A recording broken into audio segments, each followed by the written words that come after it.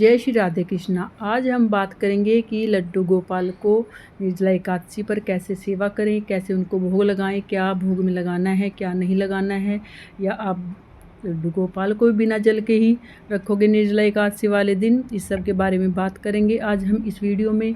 सबसे पहले एकादशी का व्रत आप कब रख रहे हैं, 6 में या 7 में? आप दोनों दिन व्रत रख सकते हैं, लेकिन उत्तम व्रत 7 में है, क्योंकि वो कहते हैं ना, जब सूर्य के मुख से द्वादशी होती है तो वह व्रत उत्तम माना जाता है। एकादशी चाहे उसमें क्षण भर की है। अगर मैं अपनी बात कहूँ तो मैं व्रत रखूँगी 7 तारीख को, 7 जून को। वैसे 6 और 7 दोनों दिन आप व्रत रख सकते हैं, बस दोनों का पारण का जो समय है वो अलग अलग है। आप निर्जला एकादशी वाले दिन सुबह ही सबसे पहले आप खुद उठें, सूर्योदय से पहले उठें, अपने सारे नित्यक्रम से निमित्त होकर आप नहा धोकर आएँ और फिर आप एक थाली लें या जिसमें भी आप लड्डू गोपाल जी को स्नान कराते हैं। फिर आप उसमें स्वास्तिक बनाएं चंदन से। आप पीले वाला या सफ़ेद वाला चंदन कोई भी ले सकते हैं।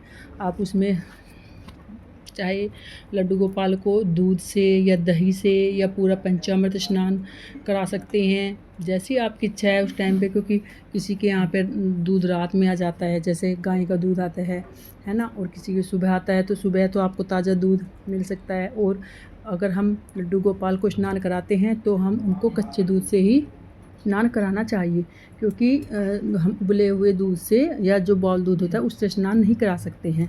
तो इसलिए आप, अगर आपके पास ऐसी कोई व्यवस्था है, जैसे मेरे पास कई बार, क्योंकि मेरा दूध इस टाइम पे आता है कि वह सुबह तक कच्चा नहीं रह सकता है, तो मैं दही से स्नान कराती हूँ लड्डू गोपाल को एकादशी वाले दिन, है ना। और कभी कभी स्पेशल मैं दूध मंगा लेती हूँ, अगर मुझे कहीं से गाय का दूध अवेलेबल हो जाता है, क्योंकि मेरा दूध शाम के टाइम आता है। तो आप पंचामृत गंगा जल से किसी से भी स्नान कराएं, उसमें फूलों की पत्तियाँ डालें कान्हा जी के लिए, और अच्छी तरह कान्हा जी को स्नान वगैरह करा के फिर आप उनको थोड़ी देर पानी में भी रहने दें, क्योंकि गर्मियों का मौसम है। और जो हमारे कान्हा जी हैं, लड्डू गोपाल हैं, वो बाल रूप में हम उनकी सेवा करते हैं, तो उनको तो हम बच्चों को पानी में खेलना बहुत पसंद होता है ना, तो इसलिए आप उनको थोड़ी देर मतलब रहने दें। और ज्येष्ठ मास में तो वैसे भी लड्डू गोपाल जी को नौका विहार कराते हैं, तो अगर आपके घर में नौका विहार कराने का कोई मतलब विशेष प्रबंध नहीं है, क्योंकि सबके देखो होता है ना अलग अलग, तो आप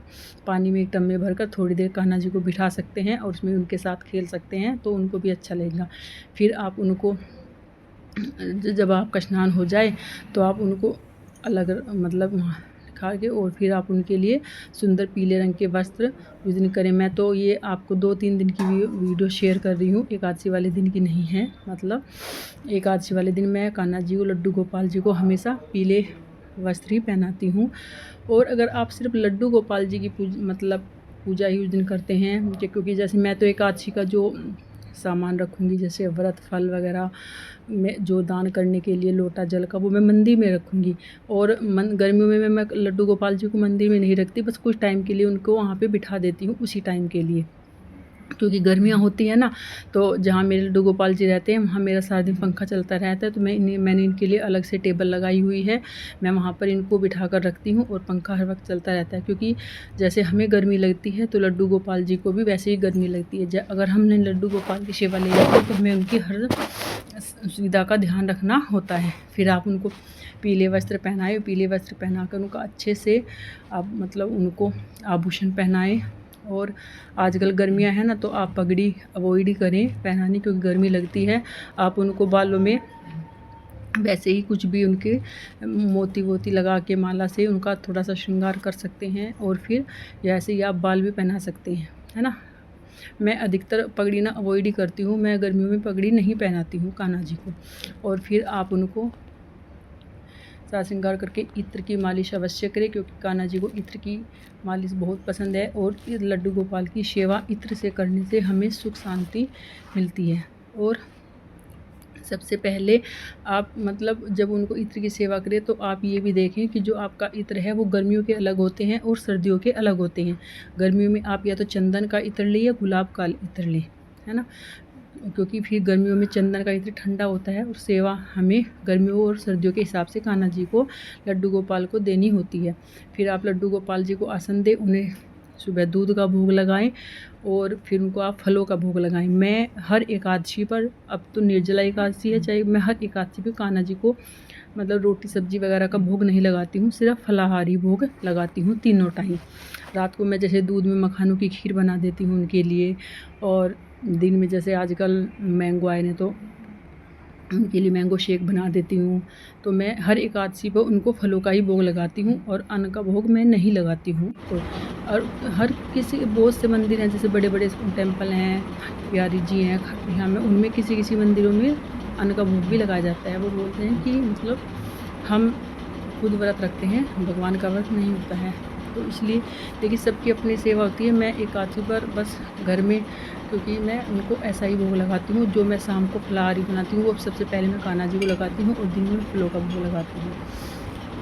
और ऐसे आप लड्डू गोपाल जी करें। अगर आप लड्डू गोपाल जी वहाँ पे ही कर रहे हो तो आप लड्डू गोपाल जी के ही सामने लोटा जल कर रख सकते हैं, और फिर उस पर आप जो भी फल, आपको आम फल या जैसे खरबूजा है वो रखना है वो रख सकते हैं। और वहीं पर आप बैठकर राधा नाम का कीर्तन भी कुछ समय के लिए कर सकते हैं, है ना। मैं तो जिस दिन एकादशी की पूजा करती हूँ, जब एकादशी की पूजा मैं मंदिर में करूँगी तो मैं लड्डू गोपाल को उसी टाइम थोड़े टाइम के लिए वहीं बिठा लेती हूँ। मेरा उनका एक सिंहासन वहाँ परमानेंट रहता है। और वैसे मैं उनको गर्मियों में पूरे 2-3 महीने के लिए बाहर ही रखती हूँ, सर्दियों में मेरे हमेशा मंदिर में ही रहते हैं। परमानंद जी महाराज भी कहते हैं कि हमें लड्डू गोपाल को बाल स्वरूप में पूजा करनी चाहिए, हमें उन्हें भगवान और देव इष्ट मानकर पूजा नहीं करनी चाहिए। अगर आपको उनको देव इष्ट मानकर पूजा करनी चाहिए तो आप फिर भगवान हरि का बड़ा स्वरूप हो, राधा कृष्ण की जोड़ी रखी है, श्री लक्ष्मी नारायण भगवान की तस्वीर रखी, वो मैंने मंदिर में श्री नारायण लक्ष्मी नारायण जी की, जो लक्ष्मी जी नारायण की श्री हरि के चरणों में बैठी है, मेरी ऐसी एक मतलब धातु की मूर्ति, मैं उनकी पूजा अर्चना करती हूँ।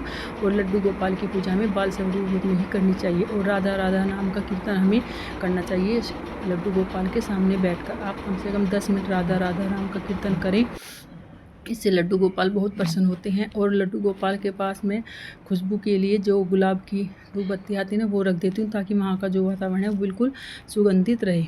ऐसे मैं अपने लड्डू गोपाल को हर एकादशी पर करती हूँ मतलब। और मैं उनके पास ना एक बांसुरी चांदी की रखती हूँ, और एक मैं ये उनके पास लकड़ी वाली भी रखती हूँ।